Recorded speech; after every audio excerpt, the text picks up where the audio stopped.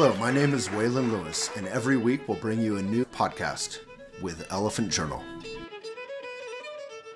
Hey friends, this is Waylon, your friendly local elephant in human form. I am honored and really enjoy bringing on a bunch of wonderful, amazing guests for you, for us, for our world to be of some benefit. Today we have Chandra Easton, who is the author of a book about the Buddhist principle or notion or deity of Tara. And we're going to talk about that. Buddhism is non-theistic, so we're going to get into what the heck is a deity in a non-theistic tradition and how is it relevant to you and me. And we're going to talk about feminism in Buddhism and meditation practice and whatever else arises. So here she is. Hey! Hey! Oh, don't you look nice? I just biked here and it's quite cold, so I'm still warming up. I'm a little bit warmer. I'm in Berkeley, California. So we have a sunny day today. It's been quite rainy and cold. Oh. Huge storm with giant waves on the coast, but we are warmer. So do you have a copy of your book with you? I do. I'm turning up my phone. Yes. If you can, kind of go up and down a little bit because it's sort of a small screen. So Chandra Easton, and we have Embodying Tara. So what does the subtitle say? I'm not good at reading backward. 21 manifestations to awaken your innate wisdom. Great. So you kind of answer, I don't know if you heard my preliminary question, but you and I are both Dharma Brats, actually. I just saw that in the intro. Yeah. I think I remember that from the first time I met you a long time ago, like 20 years ago. You interviewed my ex and I. Oh, okay. Yeah. You seem familiar. Couple. Yeah. I think we talked about that back then. Okay. I've forgotten about that. Where did you grow up in the Trungpa world there in Boulder? Or are you? Yeah, here in Boulder. I haven't gone far in life, I like to say. Why leave? Well, I lived in Vermont at Carmichaeling, which you may know, and Boston, and I worked for Shambhala Publications, which published your book there. Yeah. But I was awful at it, so that didn't work out. So I had to start Elephant. But enough about me. So tell us a little bit about what you do for a living. Who are you? Oh my God, good question for 2024. That's what I've been asking myself. Okay, what next? It's always a healthy question for Buddhists and all human beings to ask themselves regularly. Who are we? No doubt. Who are we? Who's asking? Yeah. Yeah, exactly. Look at that. There you go. Wow. I'm nothing and everything, but on a practical level, I write, I teach Dharma, I teach meditation, and I really made that my life's work because I got really passionate about it in my early 20s, and I thought, I don't want this to be a hobby, And so that's when I went to Dharamsala and studied Tibetan language. My Tibetan Lama said, if you really want to go deep and understand the Dharma, study a root language so that you can understand the meaning behind the words. Mm-hmm. And so I did that. I took that seriously. And of course, my parents were like, how are you going to make a living? Especially my dad. He was more practical and not technically Buddhist. He's more of I'd say philosopher. He's open, but not like my mom, who was a Trungpa student too. Then we took refuge with the Karmapa when I was a little girl. I don't remember doing that, but he said I did. Probably just wanting to be like her. So we're throwing around a few terms that people don't know, but Dharma is just the teachings of Buddhism. Yes. And Karmapa is a wonderful Buddhist teacher who has passed away, and he's got a reincarnation running around. But I also met him when I was a kid with the black hat. Yeah, what do you call it? The black hat ceremony. Yeah, I got to see a bunch of them, and he was great with kids and just a delightful figure. And then Lama is a Buddhist teacher, and are you a Lama now, or what are you? I'm not a Lama. I am a Lopon, which simply means teacher. Right. Yeah. But it's in Tibetan, so it sounds cooler than teacher. Right. Yeah, it was a Tibetan Lama who gave me the title, Tokusangak Rinpoche. It's a title, but it's Acharya in Sanskrit. Yeah, it does sound kind of fancy. I also like to just go by my normal name, but I felt like, when the title was offered, why not take it? When you get offered a seat at the patriarchal table, as a woman, I thought, okay, I'll take it. Yeah, damn right. I think, yeah, like everything in life and in Buddhism, there's like two layers to everything. So you're working, you were talking about the practical world of like making a living, and but also like your life inspiration or vision, wanting to be of benefit and teach and study the Dharma. But yeah, that's such a good point. And it brings us to your book a little bit, which is, you know, women and the feminine principle, as Judith Simmer Brown and others teach, and I'm sure yourself, is not that well represented in Buddhism, which is a little bit disappointing. Yeah. Yeah, it's so true. I think in part that's not because of the original teachings or teacher necessarily. I mean, we could talk more about that, but it's the cultural context the Dharma was taking root in, whether it was India or Tibet or, you know, Sri Lanka, Burma, Japan, China. You know, these are all during, you know, history, his story time. Yeah. It very strongly dominated by patriarchal systems of hegemony and all of that. So yeah, so women, you know, in principle, when you read Tantra, for example, it's so great because it's so refreshing. It seems so inclusive of women. Yeah. And it's still very heteronormative, though. You know, it's interesting. Tantra seems so cool and transgressive in some ways, but it's still very heteronormative in the sense of masculine, feminine, and there's some areas where that could be nuanced. But even in your book, you have a quote, or Tara, talking about Tara, like that I think she's talking actually, that the masculine and the feminine, they're empty of nature, and it actually is quite transgressive, the teachings, in a great way. That's so true. That's so true. But then in practice, it's not really emphasized day in and day out, you know, I mean. Right. But yes, it's true that even Tara, one of the origin stories of Tara that I highlight in the book, is that it said that once upon a time in a distant eon, so in a world system before our world system, you know, like the Buddhists believe in the Big Bang kind of theory of expansion and contraction, expansion and contraction. So in a prior expansion period, a woman lived named Princess Wisdom Moon. And she developed a heartfelt motivation to really benefit beings and practice Dharma and awaken for the benefit of beings. This is called bodhicitta, the spirit of awakening or heart of awakening, aspiration to be of benefit in the world, to be of service. And she went, there was a Buddha at the time named the Drum Sound Buddha.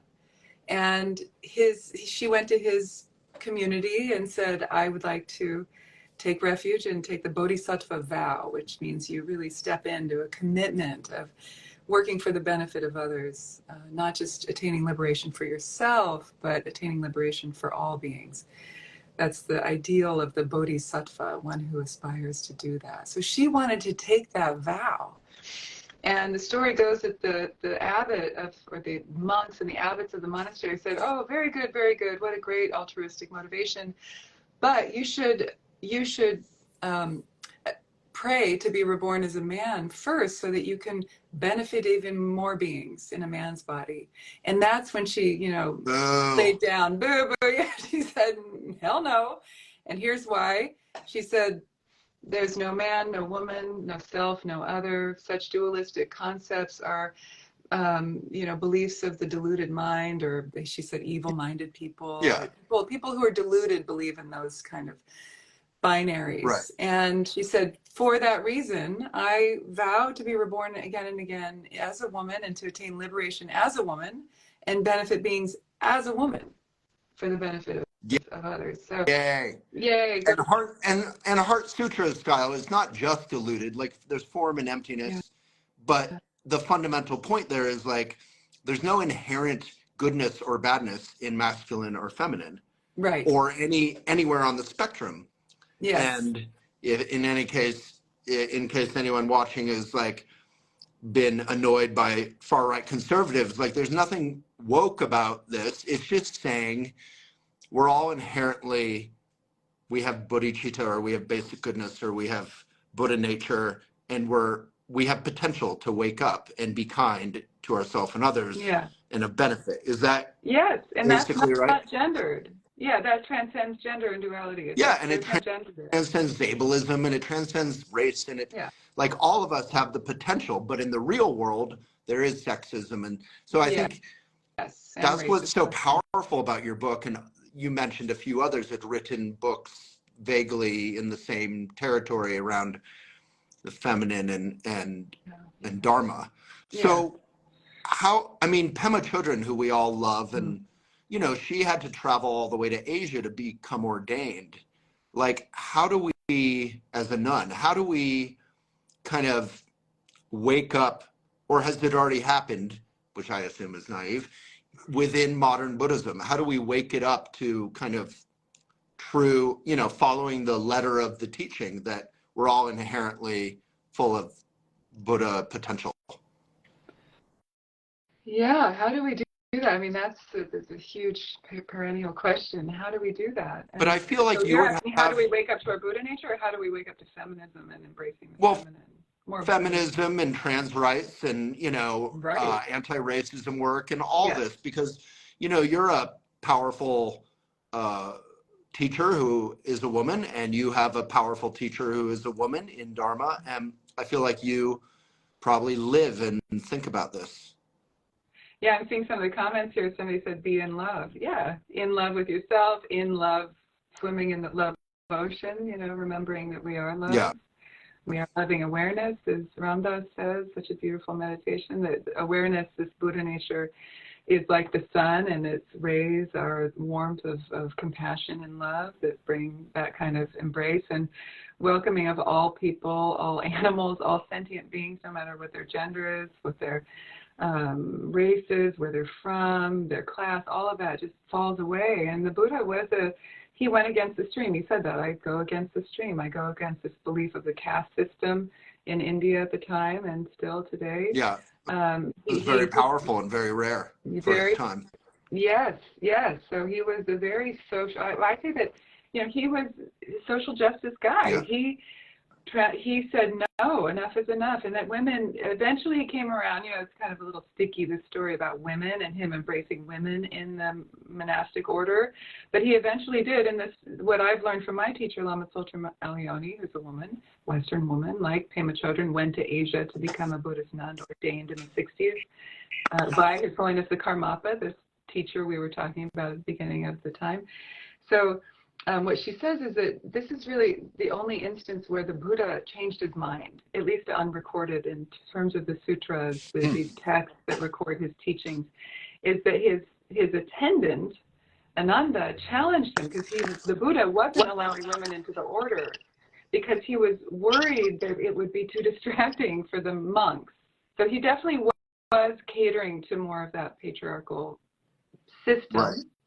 But his mother, or his stepmother, came, Mahamaya, came and asked for ordination. His wife, who he had left to become a seeker, free of attachments, he had left his wife and his son, Rahula. Mahaprajapati, his wife, and his son, Rahula, he had left them to be a wandering ascetic and become liberated. So once he got liberated, they came and said, they made amends. He welcomed them, and they were in awe of him and so proud of him. Wouldn't she be proud? Like, hey, I'm not angry anymore. I was mad when you left, but I can see why. And so she actually said she requested ordination, and he initially said no. And then Ananda challenged him, his primary attendant, Ananda challenged him and said, why? Are women lesser than men? Are women not able to attain liberation or have the potential of Buddhahood within them? And Buddha Shakyamuni said, no, they actually are. They totally are, but I'm just worried about the social structures, that the Dharma might not flourish long if I let women into the order. So that's heartbreaking. That's like, God damn it. It is, but it's also like upaya, because, there are nuns and there are monks, and if you have everyone kind of party together, it's tempting. There are issues, there can be, but that's the practice. And then as we know, there's been historically abuse from older monks to younger monks, etc., in every tradition, Catholic, Buddhist, etc. So there are real concerns. I don't mind him being concerned, but then you have to go a step further and be like, how do we work with this, Yeah. And he temptation? did. He changed his mind. He did. He let women into the order. He ordained many women during his lifetime, and there's a very strong Yeah. nun tradition within many of the schools of Right. Buddhism. It could be stronger, and there are important people who are working to elevate women more and more. There's always work to be done. But I don't know if that answers your initial question. No, that was Yeah. wonderful. Okay. I think, so coming back to your book, like you could have written about anything. And I read a little bit about why, your teacher, Lama Tsultrim Alioni, encouraged you to write about Tara. So what the heck is Tara? Because we're non-theistic. We're not into like gods and worshiping and all that. No. But at the same time, we're not atheistic and we're not against whatever. So how is Tara relevant to our lives and our meditation practice or love, like you and the commenter were talking about? Or how is Tara relevant in a practical way? Well, Tara is love in action, but like in a practical way. Who is she? Okay, so she is this, in some stories, this princess who became a Buddha, and now she is, abiding in the Buddha field, emanating infinite love and compassion to all beings. We just have to open to her. So that is a little bit more deity-like, but let's define deity, which I do in my book also, because that's what you're asking. Like, how is a non-theistic tradition like Buddhism praying to deities, gods, La, or, it's called Lagi Naujor, which is deity yoga. Like Naujor is yoga. La is deity, like Lhasa means the land of the gods, right? That's the capital of Tibet. It's a very common term. But what Tara is also, she's also known as the Buddha, female Buddha of compassion, commonly known as Green Tara. But what I lay out in my book is a lot of people don't know about these 21 manifestations of Tara, which we can go into in a little while if you want. But in terms of like, okay, so what is she in this realm of deity? Well, deities in the Buddhist structure are not the same thing as our monotheistic understanding of God. It's not the same. You can think of gods, is this happening? Gods as, I don't know, sometimes. It's not working again. Okay, so sometimes gods are, I like to say these are gods with a little g, not God with the capital G, in the terms of not the creator God. Right. And so gods are understood in many different ways, but in terms of this practice, like deity yoga, like I talk about, this practice of meditating on deities, they are said to be representations or manifestations, expressions of Buddha mind, our awakened nature. They are it's like I said earlier, like our Buddha nature, our intrinsic goodness, our basic goodness is like the sun. If we think of that, like our heart, at the heart center, we're like the sun, ever shining, like Rigpa, pristine awareness is always shining. It's just veiled by the clouds of our delusion, we don't know it.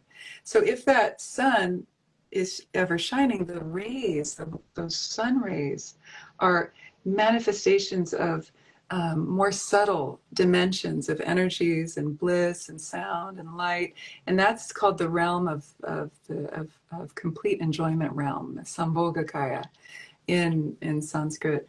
This complete enjoyment realm, you can think of it as like the blissful next step into manifestation from the sun. It's like the sun rays. And that's said to be the domain of these deities. It's sort of like emanating from the ground are these appearances, are these expressions of enlightened awareness, whether it's compassion, peaceful, wrathful, semi-wrathful. I'd like to say fierce instead of wrathful, but dynamic energy. And so by turning towards that, or purifying our perception to a certain degree where we can unify our awareness with that and understand it, it's like a pathway back home to the sun, the source of the light. And so we do this dance of deity yoga to warm up to the ultimate union. It's like foreplay to the ultimate union of like a liberation.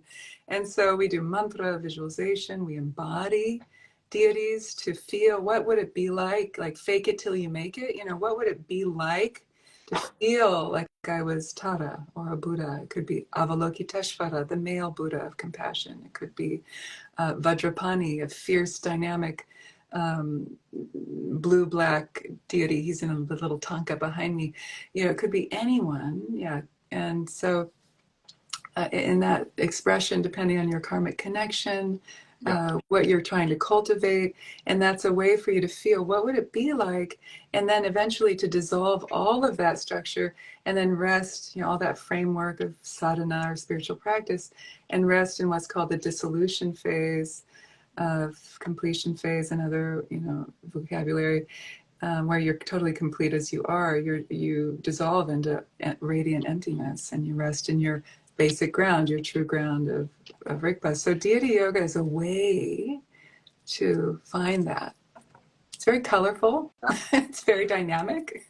And then you rest in quietude. Then it's nothing. Then it's open awareness. So it's basically, you know, from my understanding, and sort of repeating a lot of what you said, but for simplistic morons like myself, it's sort of like a visualization of this fundamental energy, like you were saying, the fierce or the wrath or the bliss or the whatever. And it's a way to, because you depict it, it's sort of like snow or ice, or it's like a fundamental principle, and you're depicting it so that you can practice with it or work with it, right?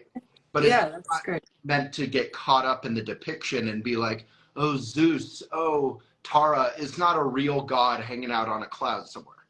Exactly. Thank you for tying that in. They say from the very beginning, do not fall into the trap of reifying the deity as something true out there outside of yourself.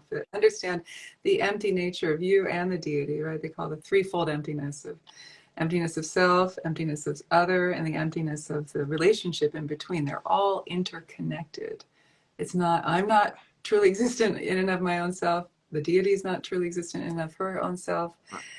And so if we come to the practice like that, then we won't fall into that trap of reifying the deity. You're very good at explaining all this. So so why Tara? And when we practice with Tara, this principle or visualization of a deity kind of, what are we doing and what happens? Great. Yeah. So why Tara? Well, she is maybe the most, if one of the most beloved deities, Buddhas of the Tibetan people. I say in my book, she's like the Mother Mary is to Catholics. She's Mother Tara, and she's beloved and she's powerful. When you do, I hear stories all the time from people new to Dharma, Buddha Dharma, new or older. Sometimes when they start to do her practice, things start happening that are unexplainable, and I think they should remain in the realm of unexplainable. So there's something palpable about her energy. I don't want to make any promises, but that's been my experience. You can make it up if you don't want to be too personal, but like, what's an example of something happens that like shouldn't be able to happen or something like that? Like a coincidence.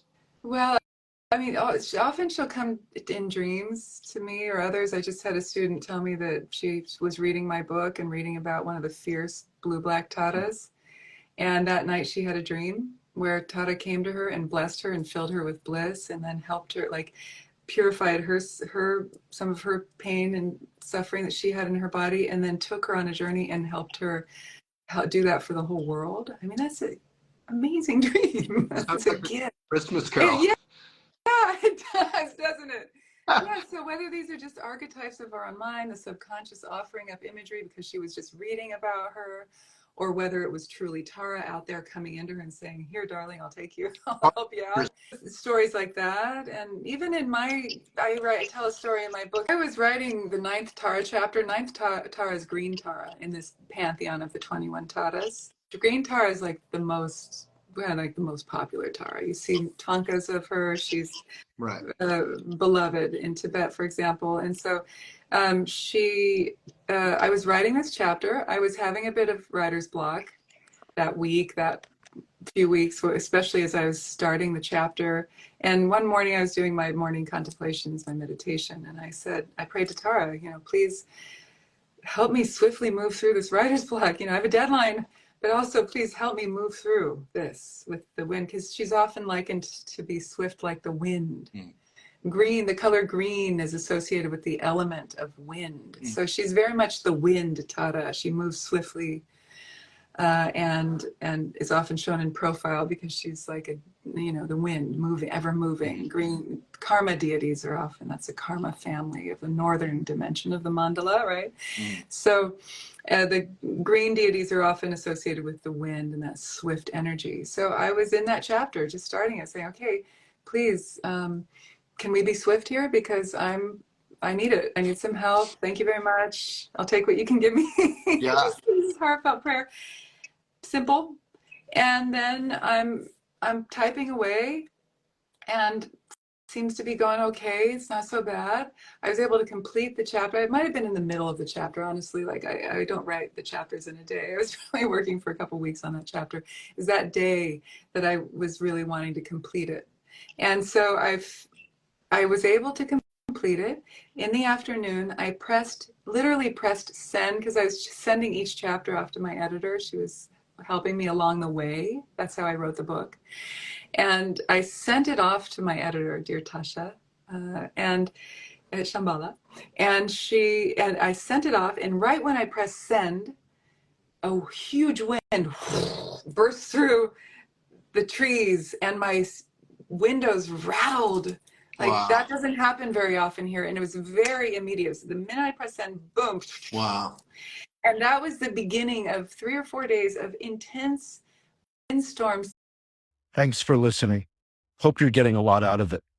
The full conversation is on our indie platform that supports and continues our work, elephantjournal.com/videos. You can subscribe, listen, watch, and participate there. And when you do so, you'll keep these mindful videos and podcasts going. elephantjournal.com/videos. May it be of benefit.